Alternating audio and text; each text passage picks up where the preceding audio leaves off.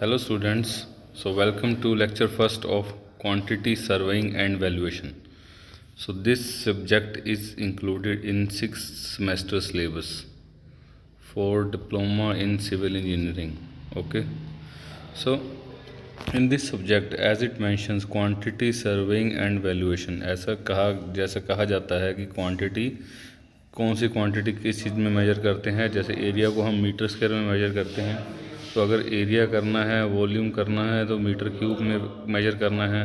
क्यों metre square और metre cube में? क्योंकि जो स्क्वायर है, ठीक है, उसकी दो डायमेंशंस होती हैं। जो प्लेन स्क्वायर है 2D, उसकी दो डायमेंशंस होती हैं, ठीक है।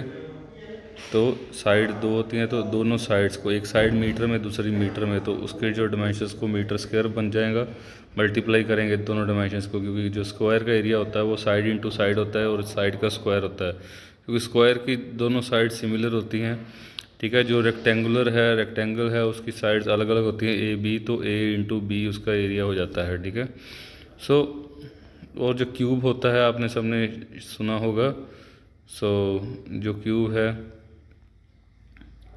तो उसकी जो साइड्स होती हैं सारी की सारी, वो उसकी 3 साइड होती हैं, हाइट, लेंथ, ठीक है, उसके बाद हाइट और ब्रेड्थ। तो ए इंटू बी इंटू एच 3 बनेगी। अगर हाइट एच है, बी ब्रेड्थ है, तो जो क्यूबाइड की ए इंटू बी इंटू एच हो जाएगी। तो इस प्रकार से 3D और 2D फिगर्स का एरिया क्वांटिटी अलग है, ठीक है। हम उसको सर्वे करेंगे, कितने हमें एरिया में हमने कितनी ईंटें और कितना सामान चाहिए, कितना क्वांटिटी ऑफ मटेरियल चाहिए हमें, तो ठीक है। उसकी यूनिट्स क्या क्या होंगे मटेरियल के। अब ब्रिक्स तो राजे काउंट में आएगी ना, ठीक है। ब्रिक्स तो हम 500 ब्रिक्स चाहिए तो ब्रिक्स को काउंट करेंगे। तो हर मटेरियल की एक अपनी क्वांटिटी है जो हम सिविल इंजीनियरिंग में यूज़ करते हैं, ठीक है। और उसकी वैल्यूएशन, उसकी कॉस्ट क्या होएगी, फिर उसके बाद जो मशीनरी आती है उसकी डेप्रिसिएशन कॉस्ट क्या होएगी, क्योंकि मशीनरी पड़ी पड़ी ही उसका रेट कम होता रहता है। अगर हमारी फैक्ट्री में पड़ी है या घर पे पड़ी है तो उसका रेट कुछ ना कुछ चीज़ का कम होता है। बाज़ार से नया मोबाइल लेके आते हैं तो उसका रेट नीचे जाता रहता है, ठीक है। तो वो भी डेप्रिसिएशन फैक्टर्स भी पढ़ेंगे। उसके बाद क्वांटिटी सर्विंग एंड वैल्यूएशन में हम कि कौन सा सामान किसको दे के, जैसे पे किसको सैलरी देनी है हमने एम्प्लॉयज़ को, कौन कौन से एम्प्लॉयज़ होते हैं डिपार्टमेंट के अंदर, कैसे उनकी सैलरी मिलती है, ठीक है। मस्टर रो वगैरह, मस्टर रोल, ठीक है। तो जो सारे उस किस प्रकार से हम मेजरमेंट्स लेते हैं on the site, of the site calculate करते हैं, ठीक है। तो ये सारा सारांश था जो है आपके क्वांटिटी सर्विंग एंड वैल्यूएशन का।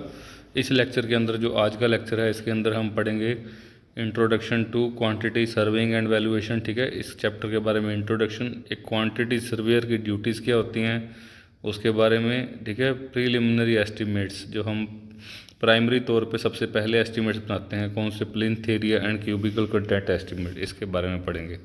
तो शुरू करते हैं इंट्रोडक्शन से। So in introduction, a quantity surveying estimate is computation, means compute करते हैं, कैलकुलेट करते हैं इसको। Quantity is required and expenses likely to be incurred, कितनी क्वांटिटी चाहिए हमें माल की कंस्ट्रक्ट करने के लिए, और एक्सपेंसेस कितने पैदा हो जाएंगे साइट के ऊपर काम करते करते। The main object of quantity surveying और estimate is to know beforehand cost of the work. हमने काम शुरू करना है, एक बिल्डिंग बनानी है, ठीक है। तो हम उससे पहले ही, उसको बनने से पहले ऑन द पेपर उसकी कॉस्ट निकाल लेंगे कि बिल्डिंग कितनी कॉस्ट में तैयार होगी, ठीक है, ताकि हम उतना अपना बजट प्रिपेयर कर सकें, ठीक है। इन प्रिपेयरिंग एन एस्टिमेट, अब उससे पहले ये देखिए, the main object of quantity surveying is to know beforehand cost. If estimated cost is greater than the fund available, attempts are made to reduce the cost by changing specification और reducing the work. जैसे हमें एक land को तैयार करने के लिए, ठीक है, लैंड को तैयार करना, उसका एरिया है 40/20, ठीक है। जो खाली लैंड है उसमें बिल्डिंग बनानी है 40/20। अगर एस्टिमेट हमने बना लिया है, ठीक है, 500 करोड़ का, तो पर हमारा जो बजट है वो 450 करोड़ है, तो उसी हिसाब से 450 करोड़ के हिसाब से हम ऑल्ट्रेशन कर सकते हैं कि कितनी बिल्डिंग कम करनी है, एरिया कौन से मटेरियल कम लगाने हैं, ठीक है, कहाँ पे मटेरियल ज़रूरत नहीं है वो नहीं लगाना। तो उस प्रकार से हम अपनी कॉस्ट रिड्यूस कर सकें, तो इसको कहते हैं, इसीलिए ही हम अपना एस्टीमेट तैयार करते हैं। ठीक है, रिडक्शन ऑफ कॉस्ट या कुछ वर्क का चेंज करना हो, उसमें हम अपने प्रीलिमिनरी एस्टीमेट में कर सकें, ताकि मौके पर चेंजेस बने और वो अपने वर्क को ख़राब ना करें, फाइनल वर्क को। ठीक है, in preparing an estimate the quantities of different items of works are calculated. So different items of work, जैसे लेबर ने ये काम करना है प्लास्टरिंग का, ठीक है, ब्रिक लेइंग का, हर एक की क्वांटिटी अलग अलग कैलकुलेट होती है। Okay, next is and simple mensuration method, simple और ऐड और मल्टीप्लाई करके, ठीक है, this quantity is the cost of इस work out, by this quantities cost बन जाती है कितनी। The subject of quantity surveying estimate is very easy and simple. ठीक है, there is nothing for students to worry, इतना कोई वरी वाला काम नहीं है स्टूडेंट्स पर, बहुत ईजी है। आपको ध्यान से बस हर एक चीज़ की क्वांटिटी की नॉलेज हो जाएगी और एस्टीमेट की कि क्या क्या सामान लगना है, कैसे कैसे हम एक एस्टीमेट निकालते हैं किसी एरिया का, कौन कौन से मेथड यूज़ करते हैं। But they are required to have full knowledge of drawing, आपको ड्राइंग की नॉलेज होनी चाहिए इसके अंदर, क्योंकि हम ड्रॉ करके ही किसी चीज़ का एस्टीमेट निकालेंगे। Student who understands and reads drawing में find out the dimension, example length, breadth and height of drawing. अगर जो ड्राइंग बनी पड़ी है हमारे सामने, तो हमें अगर ड्राइंग पढ़नी आती है तो हम सारी की सारी डायमेंशन, अगर हमें ड्राइंग आती है तो ही निकाल सकेंगे उस ड्राइंग से, जिसमें हमें आरएफ भी पता हो। आपको मैं हर लेक्चर में कोशिश करता हूँ बताने की, आरएफ रिड्यूस फ्रैक्शन 1/400 मीन्स जैसे 1 मीटर 1 सेंटीमीटर हमारा ग्राउंड पर 400 मीटर को दिखाता है। उस प्रकार से आपको आरएफ रीड करना आता हो तो हम अपना एक जो एस्टीमेट है प्रिपेयर कर सकते हैं। ठीक है, in preparing an estimate one has to go into detail of each item. Okay, there is no hard and fast rule for finding out dimension from the plan and section of drawing. सिर्फ कोई rule खास नहीं है, सिर्फ RF पता होना चाहिए कि ड्राइंग का स्केल कितना है। ठीक है, अ बिगिनर में find out the foundation of A building और ए कलवर्ट अ बिट डिफ़िकल्ट। ठीक है, फाउंडेशन को देखकर, यहाँ बिल्डिंग जैसे एक डायग्राम बनी हुई है फाउंडेशन की इस प्रकार से। ठीक है, और इसमें ये वाला सरिया है, ये इसका फ्रंट व्यू दे दिया। ठीक है, 1 2 3 4 5 सरिये हैं, और ये इसका टॉप व्यू दे दिया 2 3 4 5। तो इस प्रकार से कुछ ड्राइंग आई, तो बिगिनर जो नया बच्चा है, वो नया आदमी कोई हो सकता है, पर आप धीरे धीरे इसको 5th सेमेस्टर में आरसीडी पढ़ के आए हो। ठीक है, और स्ट्रक्चर्ड आरसीसी ड्राइंग भी किया है, तो आपको पता होगा कि टॉप प्लान सरिया हमने कैसे रखना है और उसका फ्रंट प्लान कैसा है, टॉप प्लान कैसा है। ठीक है, ये सारा न्यूमेरिकल्स में हम कर चुके हैं। So that's why it is in 6th semester. So if different sections of different foundation be prepared, it will facilitate every difficulty student has been done in this book. So accuracy in this estimate is very important in this days. ठीक है, accuracy बहुत ज़रूरी है। अगर हमने 500 करोड़ का budget लिया है तो हमें सारा का सारा एस्टीमेट 500 करोड़ में ही बनाना है। ठीक है, ये नहीं कि 500 का 501 करोड़ हो जाए। Okay, as 1 crore is very big amount. ठीक है, 500 और 1000 का ऊपर नीचे चल सकता है राजे। ठीक है, ओके, जैसे 500 और 1000 पर 10 लाख हो बजट। सो आपका बजट जो एस्टीमेट होना चाहिए, ठीक है, it should be a bit less than the budget, because you know further contingencies expenses will be there during construction. So as estimate of many projects have considerably exceeded. ठीक है, this is partly due to change in design, omission of certain unforeseen item and partly to increase in rates. हमने building बनाई, ठीक है, उसमें taps वगैरह का खर्चा लगाना भूल गए, हमने सब कुछ टाइल्स का भी मार्क कर लिया, लेबर का भी मार्क कर लिया, पर एंड पे टैप्स का भूल गए। तो इस छोटी छोटी गलतियाँ होती रहती हैं, एक्सपेंसेस बढ़ते रहते हैं, बिकॉज टैप्स एंड पाइप्स की फिटिंग्स में काफ़ी खर्चा आ जाता है बिल्डिंग के अंदर। ठीक है, the rates for such item should be reasonable and should consist of cost of material, cost of carriage, cost of labour and cost of other petty items including contractor's profit. सारा कुछ contractor profit भी होना चाहिए उसके अंदर, contingencies cost भी होना चाहिए, अदर लेबर का भी होना चाहिए, कैरेज का भी और मटेरियल का भी। So the actual size of brick, as हमने IAS बुक में पढ़ा CM के अंदर, कि 19 × 9 सेंटीमीटर होता है, ठीक है। बट हमने यही लेना है एक्चुअल साइज़, जो हम ब्रिक हाथ में पकड़ के भट्ठे से लेके आते हैं तो 9 इंच × 4.5 इंच × 2 3/4 इंच होती है, ठीक है। हम ISI के अकॉर्डिंग ये लेते हैं।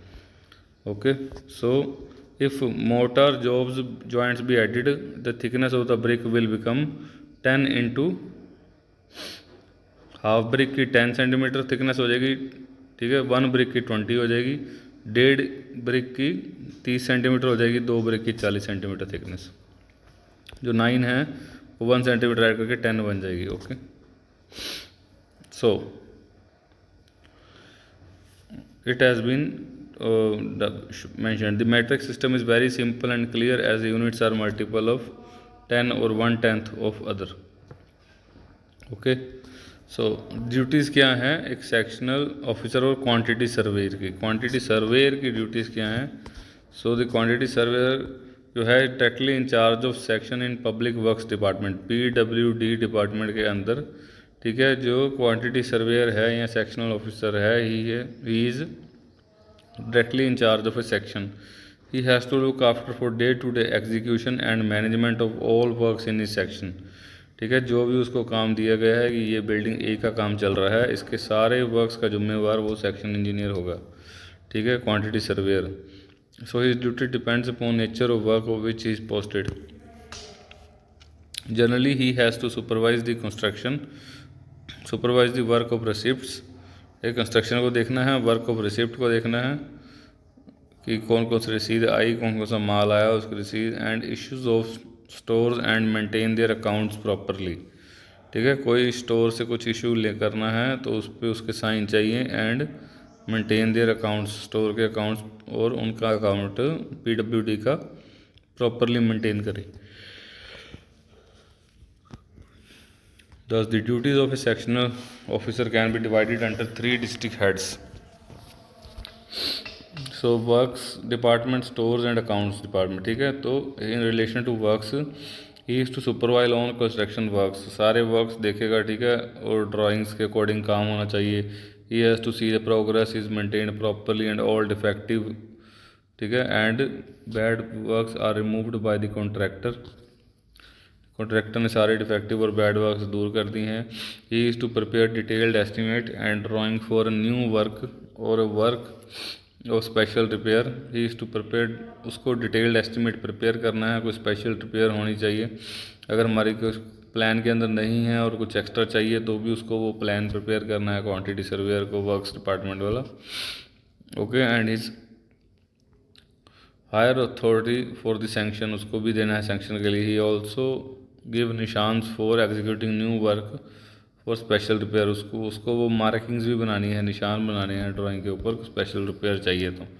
When the work is executed departmentally he has to arrange labour, जब वर्क अप्रूव हो गया तो लेबर भी उसको लेके आनी है, mark their attendance and send daily report to SDO, उनकी अटेंडेंस और SDO को डेली रिपोर्ट भेजनी है, ठीक है, फॉर देयर पेमेंट्स, ताकि लेबर को पेमेंट मिल सके। He has to arrange all materials T&P and labor well in time।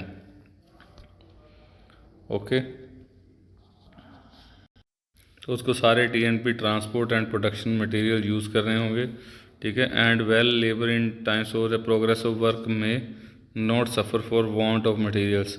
Is also to see that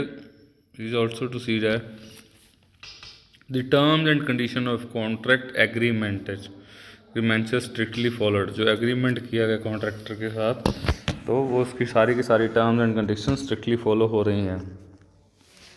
he is to ensure that no encroachment takes place on government land in his section, कोई कब्जा ना कर ले government land के ऊपर, ठीक है, ना कोई एक्स्ट्रा बिल्डिंग बने जो गवर्नमेंट का लैंड है उसके ऊपर, कोई भी एक्स्ट्रा बिल्डिंग ना बने उस फिक्स लैंड के ऊपर, गवर्नमेंट लैंड के ऊपर। Okay, so next, in case of large works he has to take measurement of the work done or supply made from time to time and to record them in MB। MB होती है guys measurement book,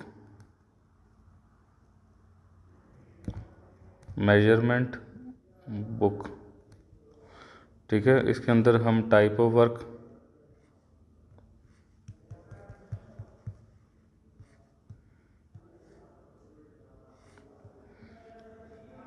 type of work, length, breadth, height measure कर लेते हैं, ठीक है। तो quantity निकल आती है, ये एक MB होती है, ठीक है। मेजरमेंट बुक, इसके अंदर हम सारी मेजरमेंट जो साइट पे कुछ भी काम किया जाता है वो रिकॉर्ड करते हैं, ओके। और उसकी क्वांटिटी निकालते हैं according to as per work, so that cost can be, so billing can be done and payments can be disbursed. So and to submit them, वो MB सबमिट करनी है SDO फॉर पेमेंट, उसके हिसाब से quantity of work done के हिसाब से payment करने के लिए SDO को सबमिट कर देनी है। He has to keep his official notebook with him during the inspection of work, official notebook को इंस्पेक्शन होती है काम की तो ज़रूरी है। And to record important points on work in his notebook, सारे नोटबुक में इंपॉर्टेंट पॉइंट्स रिकॉर्ड करने हैं। He also record the important instructions given to him by higher authority in his notebook, कोई हायर अथॉरिटी उनको कोई instruction देती है quantity surveyor को तो उसको वो भी नोट करनी है, okay. So he is to maintain all buildings in good condition in his charge,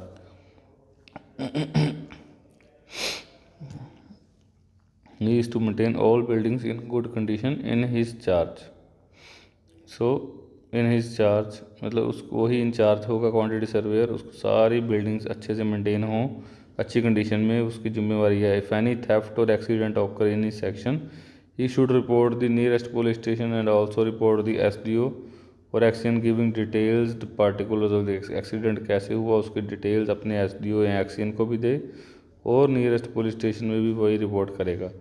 so in relation to stores, the sectional officer is the in charge of stores of the department, okay. Sectional officer stores भी department के उसका in charge होता है। He is entirely responsible for stock and tools and plant. So जो tools and plant है T&P, tools and plant, T&P बार बार use होगा। सो उसके अंडर होते हैं। He has to get the stores properly stocked and take effective step against theft, fire और damage. CCTV लगाए, जो मर्जी स्टेप्स यूज़ करे उसको रिस्पॉन्सिबल होगा वो theft of any kind of stock. So he has to maintain the accounts of receipts and issue of stocks and T&P tools and plants correctly up to date and has to submit the monthly stock account on due dates. जब भी due date होती है तो उसको submit करना होता है अपना monthly account report. So he has to issue the materials and articles against approved indents, कोई भी इंडेंट जो होता है वो उसको रिक्वायरमेंट है या जो भी उसको इशू करना है उसका, he has to take unstamped receipt for all issues, बिना स्टैम्प की हुई कोई भी इशू होता है, कुछ चीज़ चाहिए तो उसको उसकी रिसिप्ट चाहिए होती है, ठीक है। सारी रिसिप्ट मेंटेन करता है। He has to carry physical verification करता है और ट्वाइस ए ईयर सारे स्टॉक की उसको नोट करता है, कोई स्टॉक कम तो नहीं हो रहा। And tools and plant once a year on due dates and to submit the list of shortage और surplus of stones to SDO, ठीक है। स्टॉक्स, यहाँ पे स्टॉक्स आएगा तो stocks to SDO। He has to prepare survey report of all unserviceable material, जो service नहीं कर रहा, मीन्स ख़राब हो चुका है या कोई काम का नहीं है अभी, तो सारा सर्वे उसका रिपोर्ट बनाना है। एंड कोई भी टूल एंड प्लांट ख़राब है उस स्टोर को सबमिट, ठीक है, to the same to the SDO for necessary action. SDO से पूछ के कि क्या करना है आगे, वो एक्शन लेगा। He has to see the levels and the theodolites when not in use. So levels जो हैं और थियोडोलाइट हैं, थियोडोलाइट इकट्ठा है, when not in use are kept in their boxes and carefully cleaned and dusted. Outer survey instruments are also properly stored and not to get damaged. Okay, every month on due date, half yearly return of stock and yearly return of T&P, half yearly return of stock and yearly return of tool and plants, okay, are prepared by SO sectional officer and submitted to SDE sub-divisional engineer on due date, ठीक है। So next, if an permanent imprest is open in his name, he has to keep the, जो accounts वाला है अब उसके बारे में बात करेंगे, ठीक है। स्टॉक वाले के बारे में बात कर ली, वर्क्स और स्टोर्स के बारे में बात होगी। अब अकाउंट्स वाला हम तैयार करेंगे। Muster roll of labour and उसको अगर पहले second, if the permanent imprest is opened in his name, he has to kept impressed cash account regularly and correctly and close the impressed on due date and submit it to SD or Axion. Okay. The cash account of temporary impress is submitted as soon as amount is disbursed by him. So muster roll of labor engaged in his section and pay bills of work establishment are carefully prepared and are submitted to SD on due date. He has to keep strict watch on expenditure, कितने भी खर्चे हैं उस पर नज़र रखनी है इन इस सेक्शन, उसके सेक्शन के अंदर, so that the expenditure may be exceeded beyond the sanction time. तो over turn of vehicles and road making machinery is submitted every month on due date. कोई व्हीकल ख़राब हुए या पलट गए और ड्यूरिंग रोड मेकिंग मशीनरी हर एक ड्यू डेट को सबमिट करनी होती है report. So giving details of work to which the expenditure is debited, कहाँ गया पैसा. He has to collect rent and electric charge for the rent house through चौकीदार from the occupant and deposit the amount. चौकीदार को भेजकर rent collect करके, ठीक है, वो जो भी रहता है उससे deposit the amount in the treasury, through treasury challan from every month. So he has to submit his own TA bill possible after closing of month. So TA bill को सबमिट करना है after closing of month. It is his duty also. कौन कौन से estimate prepare करता है quantity surveying and valuation के अंदर? हम बेसिकली प्रीलिमिनरी एस्टीमेट जो हमारे होते हैं कौन कौन से होते हैं, ठीक है. This type of estimate is required to decide financial position and policy of administrative sanction by competent administrative authority. जो अथॉरिटी कितने पैसे हमें सैंक्शन करे उसी लिए ही हम प्रीलिमिनरी एस्टिमेट बनाते हैं. This estimate should show separately the cost of land, cost of each building. इसके अंदर एक सेपरेट कॉस्ट होनी चाहिए लैंड की, कोई भी ऑब्जेक्ट की, बिल्डिंग की. Decide the okay sanitary works की cost, electrification extra. Brief report explaining the necessity and urgency of the project and also showing how the cost of separate items have been arrived at. कैसे separate items की cost, किस प्रकार से separate item की cost इस bill में लगाई गई है, ठीक है. So should be submitted along with site plan. This estimate is prepared from the practical knowledge of and cost of similar work. हमें कॉस्ट और वर्क की नॉलेज होगी तो ही हम प्रिपेयर कर सकते हैं. Percentage of 5% is added as contingencies. कुछ वेस्ट हो गया या कुछ टूट गया, कोई कंटीजेंसी एक्सपेंडिचर है वो 5% हम ऐड कर देंगे उसके अंदर. The approximates estimate are prepared by various ways for different works. अलग अलग कामों के लिए अलग अलग एस्टीमेट बनाते. Approximate estimate are prepared by various different way.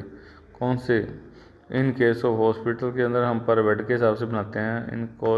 In case of schools पर स्टूडेंट के हिसाब से. इन केस ऑफ सिनेमा तो पर सीट के हिसाब से. In case of residential building plinth area के हिसाब से, ठीक है, जहाँ पर आपको प्लिंथ बीम है उसके नीचे जो प्लिंथ एरिया है उसके हिसाब से.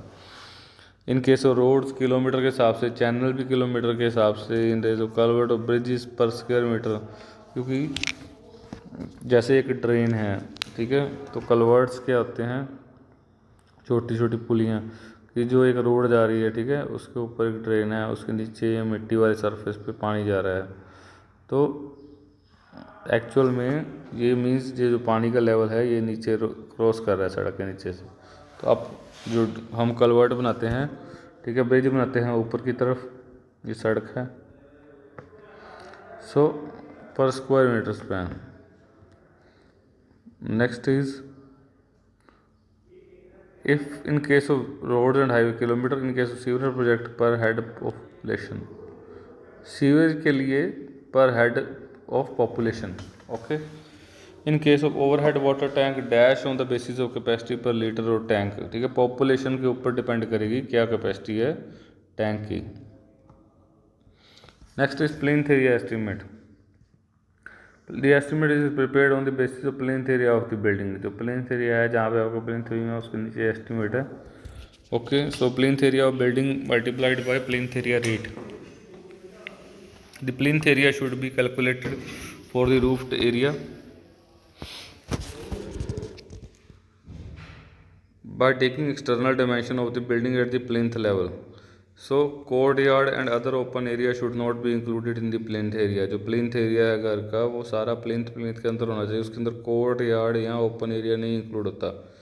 Okay, this rate per square meter is deducted from the cost of similar building in the locality। Line plan, brief report and specification should be attracted with cost। So next is cultural content estimate, cubical content estimate, sorry, cubical content estimate। cubical content estimate क्या कहता है? Estimate is also approximate and prepared on the basis of cubical content of various buildings, that is plinth area of the building, height of the building and cubical content। So plinth area should be calculated in this. So cubical में हम building की क्या कहते हैं, area of the building into height into cubic content rate, ये तीनों चीज़ आपने याद रखनी है क्यूबिकल कंटेंट के अंदर। Okay, so it should B calculate explained, मैंने आपको ये एक्सप्लेन किया किस प्रकार से कैलकुलेट करना cubical content. Height should be taken from the top of flat roof. ठीक है, फ्लैट रूफ है अगर किसी घर की तो उसके टॉप से हाइट लेनी है अपने बिल्डिंग की। Okay, the top of concrete in foundation. Next है सो क्यूबिक कंटेंट रेट क्या है, अब जिस कंटेंट रेट इसे मल्टीप्लाई करना है तो this is deduced from the cost of such building in locality. The parapet is excluded. इसके अंदर जो पैरापेट है मीन्स बनेरे हैं, हमारे बनेरे वॉल, छोटी छोटी वॉल होती हैं, वो एक्सक्लूड कर दी जाती है। The estimate is considered more accurate than that of plinth area estimate। Cubical content plinth area से ज़्यादा एक्यूरेट है। ओके, सो एज इसमें हाइट ऑफ बिल्डिंग भी अकाउंट में आती है। This is also rough cost estimate added on cubic content. A brief report plan on building and brief specification should be attached with the estimate. Okay, brief report भी attach होनी चाहिए। उसके बाद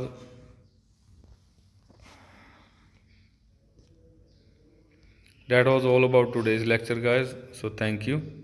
सो इस लेक्चर को ध्यान से पढ़ना और बार बार देखना इसकी वीडियो की। क्वांटिटी सर्वेयर का काम क्या होता है और प्रीलिमिनरी एस्टिमेट और क्यूबिकल कंटेंट एस्टिमेट क्या अंतर है, कैसे होते हैं। सो आप बार बार इसका स्क्रीनशॉट लेके इसको पढ़ सकते हो, इसको रख सकते हो। Okay, so thank you guys for today's lecture.